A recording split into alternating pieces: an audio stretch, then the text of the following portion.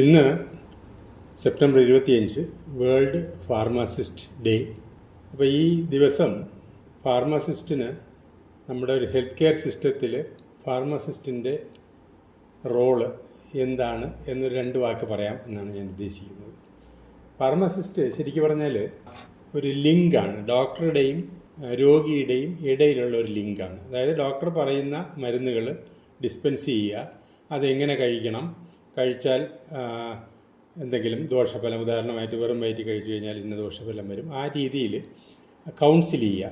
അതാണ് മെയിനായിട്ട് ഇപ്പോൾ ഫാർമസിസ്റ്റ് ചെയ്തുകൊണ്ടിരിക്കുന്നത് ഞാൻ കാണുന്നത്. ഞാനൊക്കെ പഠിക്കുന്ന കാലത്ത്, അതായത് 1976-80 കാലഘട്ടങ്ങളിൽ ഫാർമസിസ്റ്റിന് കുറച്ചും കൂടെ വലിയ റോളുണ്ടായിരുന്നു. അതായത് ഈ പീഡിയാട്രിക് സ്ട്രെങ്ത് ടാബ്ലറ്റുകളൊന്നും വരില്ല, വലിയ ഗുളിയെ പൊടിക്കണം.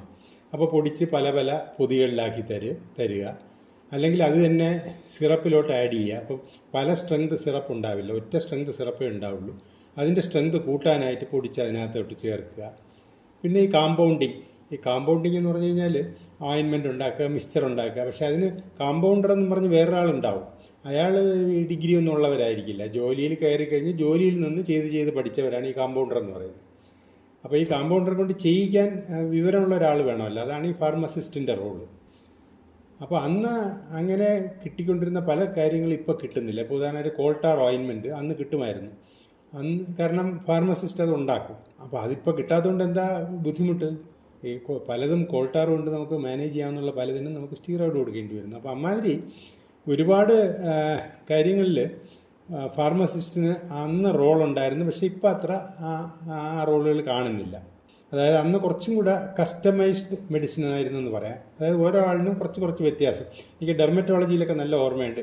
ഇങ്ങനെ ഓരോന്നും ഇത്ര എന്ന് പറഞ്ഞ് കുറിച്ച് ഡോക്ടർ കൊടുക്കും, അത് ഫാർമസിയിൽ പോയി പ്രിപ്പയർഡായിട്ട് വരികയാണ് ചെയ്യുന്നത്. അപ്പോൾ അമ്മാതിരി ഒരു സംഭവം ഇപ്പോൾ ഇല്ല. അപ്പോൾ ഇപ്പോൾ ഫാർമസിസ്റ്റിന് ആക്ച്വലി ഡിസ്പെൻസിങ് ആൻഡ് കൗൺസിലിംഗ് എന്ന് നമ്മൾ പറഞ്ഞു. അതല്ലാത്ത റോൾ എന്തെന്ന് പറഞ്ഞു കഴിഞ്ഞാൽ ഈ ഒരുപാട് കേട്ടാൽ ഏതാണ്ട് ഒരുപോലെ ഇരിക്കുന്ന കുറേ മരുന്നുകളുണ്ട്. ഒരുപാട് സ്ട്രെങ്ത് ഉണ്ട് ഒരേ മരുന്നിന് തന്നെ.